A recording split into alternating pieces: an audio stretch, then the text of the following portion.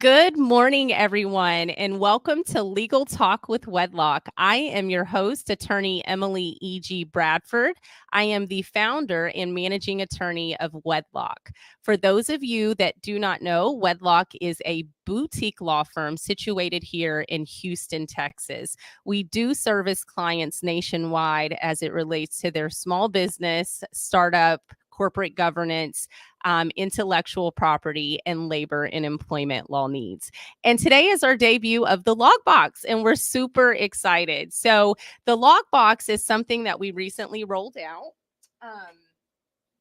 For small business owners and their leadership teams to have a safe and secure place to submit their legal questions. That can be anonymous, or you can feel free to share your business so that others who may be tuning in that may have the same questions as you, maybe you all can connect in that regard. But nevertheless, it is designed specifically for you all. I am a pretty small show, and so not show, but like I run a pretty small firm, but I do have a heavy docket. And so I don't really have the time, or I haven't been really having the time to kind of come back and give in the way that I wanted to in terms of education. And so I wanted to carve out this time for you all to address any questions and stuff that you all may have. And that is through the Lawkbox. So if you are a small business owner or a leadership member within a small business, then please visit wedlock.com/legal talk and submit your legal questions today. Also, subscribe to our YouTube channel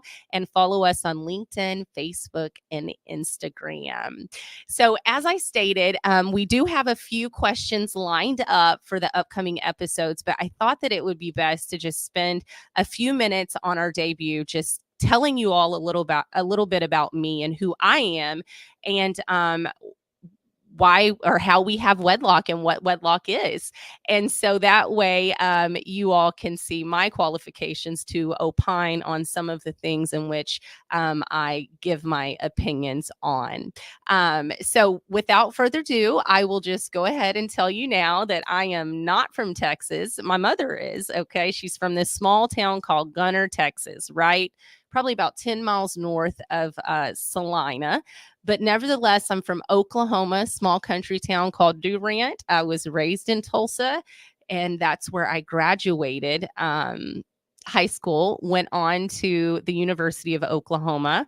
And if I'm being honest, I did not have the most straight path through college. I actually dropped out. I moved back to Tulsa, Oklahoma, got involved with the wrong crowd, and made some really, really, really not so good decisions. But I'm very grateful to have gone through those experiences, because I do believe that it has helped equip me to be the attorney that I am today. And it certainly helped me in navigating my ways through law school and offering a different perspective than my colleagues. So nevertheless, I dropped out, lived that life for a few years. And I just knew, if I'm being honest, my sister had a little girl and she was having her own struggles. And I took my niece in, and she is what woke me up inside. I looked in her eyes every day, and I promised that I had to be the one to make a difference. And not that my sister couldn't, but I'm the oldest, right? And so a part of that made me feel like it was my responsibility to set an example. And in doing that, I made the decision to go back to the University of Oklahoma, because I didn't want to be a statistic. I didn't want to be someone that was just remembered as a number. And so I reapplied, I got accepted, I got reinstated with a lot of my scholarships.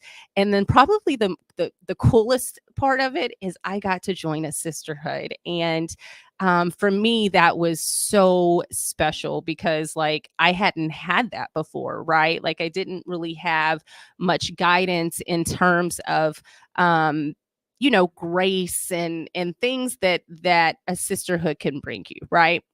Most of my friends were guys. Let's just put it that way. So I was praying like, God, please give me the opportunity to meet other educated women and to, form these relationships so that we can share memories, over the years. And that happened. Okay. So I pledged, I had an amazing time. I did step shows, stomp down, you name it. It was a blast. And following graduation from, or excuse me, I went back to OU, and I should say this as well. When I went back, I was actually working. So when my niece was born, and I decided that I was going to change the path, my older sister, who we've been working since, we're sisters in Christ. Okay. We were baptized together at a very young age. We started our first job together at Reese's actually, we were mowing lawns and cutting down trees at like 12. And then we got our job at Reese's, which is a grocery store in Tulsa. But she said, "Hey, sis, like I got a job at a bank. Like, I think you should come." And I'm like, where I was in life, I'm like, I didn't know if I was really ready for that, but I went in, and I remember how I looked when I went into that interview. And I've come a long way, let's say that. But someone saw something in me, and they believed in me, and they gave me a chance. And because of that, I saw that as an opportunity to continue to change my life. So I was working for Chase Bank. I started off as a teller. And when I moved back to go to school, I actually got a promotion to a sales and service associate. Did that for a few months. And they're like, "Yeah, you need to be a banker." So here I am at like 20, 21 years old, getting my Series 6 and my 63 and my life and health insurance license. And honestly, it was so cool because I got placed, like I'm at OU, I'm back at OU full time. I've joined my sorority, and I'm working full time for Chase Bank as a licensed banker. And let me just say this: like, me and Jeff McCombs, y'all don't know him, but he's down in Norman, Oklahoma. But we were like tag teaming. It was just me and him. It was a small branch, but we turned that thing around, and we put that place on the map. And I think why is because both of us just had a passion and a heart for people. And being in a place like Norman, it's very, very diverse, and you have different cultures that come in all the time. And just hearing them and their backgrounds and their stories, it made them feel heard and appreciated. And I think that is important for us to do, regardless of what industry or capacity you're in. So nevertheless, I worked full time with Chase Bank. And then I went to school at night and on the weekends. But upon graduating from OU, I actually took an offer with Chesapeake Energy.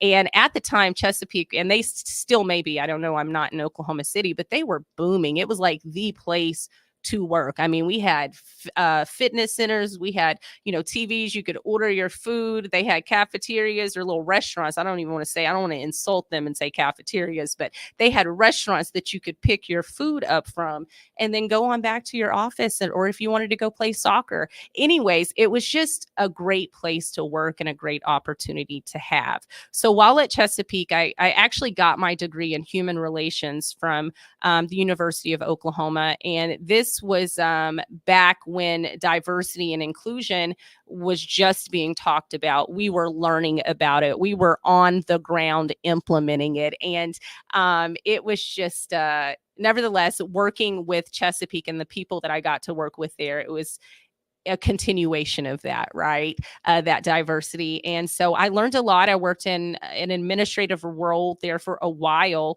in their employee relations department. So tasked with assisting our specialists with sexual harassment, discrimination, workplace violations, investigations, and things of that sort. And then I got promoted to a full-time field recruiter. So your girl was out there in her steel-toed boots, okay, and her hard hat.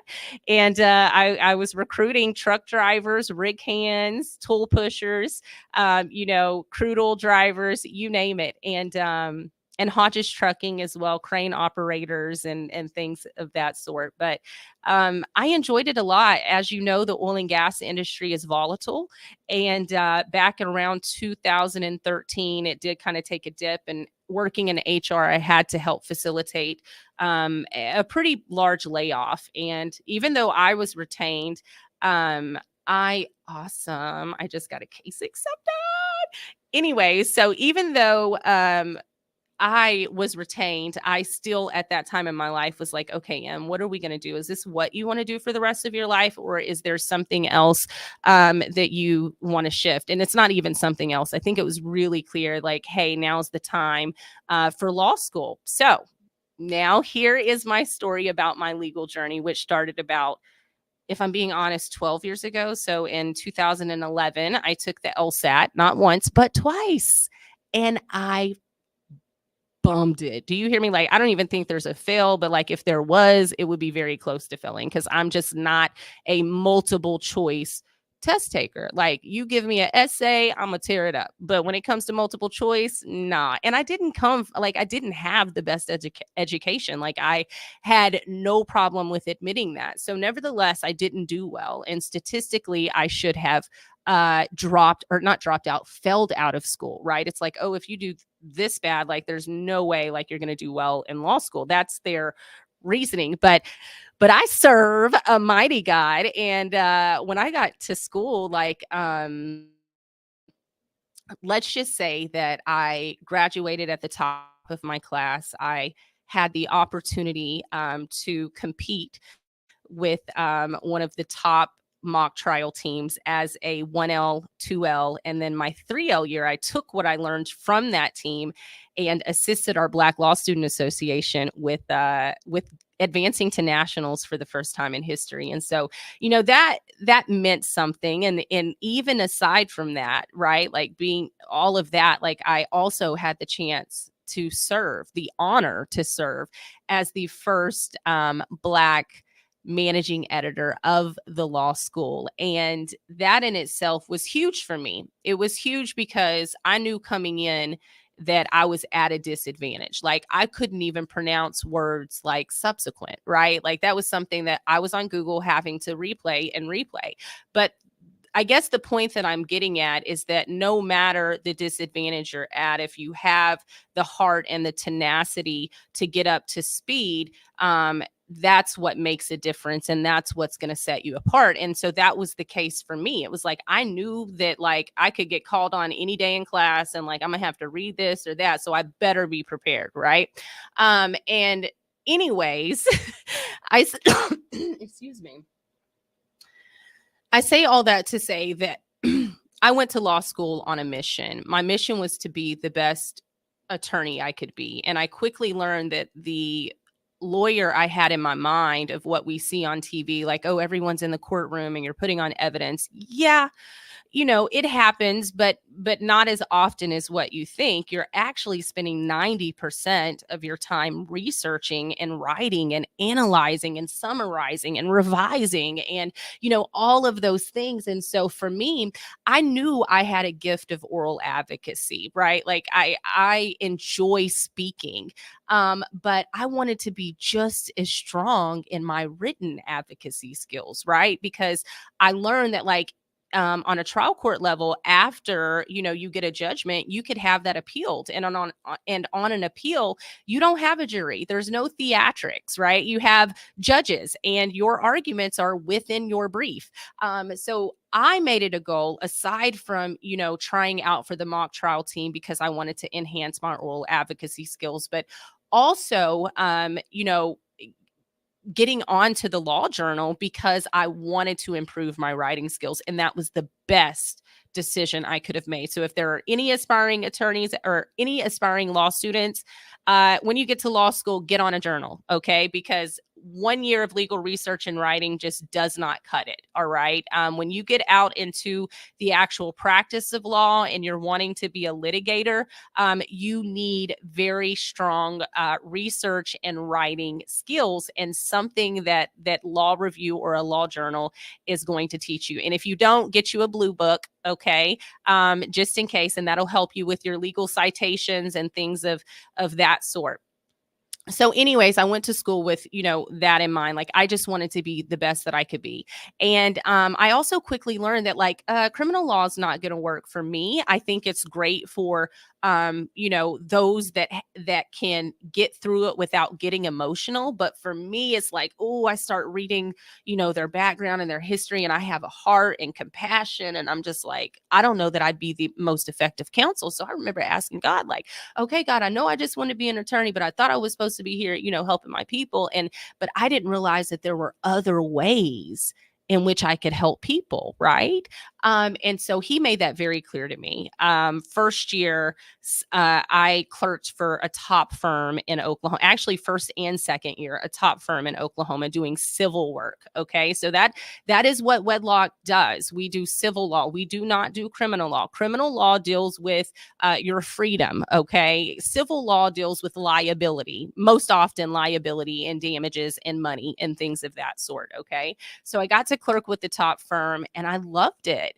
And then I also got to clerk with the firm in Dallas, and I loved it. I love the founder, Gordon Russell, because he just has a heart of gold and he's brilliant. Okay. Just like brilliant. When most people were intimidated by him, I was drawn to him. Like, I'm just like, I want to learn from you. I want to be like that. I just admired him so much. And so he was a big part of why I chose to join that firm upon graduating. And so that's what happened. I got to clerk with some top firms upon graduating. I worked for one in Dallas. And then after my husband finished his program, he took an offer here in Houston, and I transferred with the firm up until 2022 when I decided to part ways, primarily to prioritize motherhood at the time. Like, I had 2 small boys and I just didn't want to miss those moments. It was so important to me that, and I still don't. And that's why I have Wedlawk, is having that flexibility to be the mom I want to be, but also not giving up on my dream of being the litigator that I know I was called to be. So there you have it. That's enough about me. I'm attorney Emily E.G. Bradford. Thanks so much for tuning in. If you haven't already, visit our website, wedlock.com/legal talk or /legal talk, and submit your legal questions so that we can start answering those for you here Friday mornings at 9 a.m.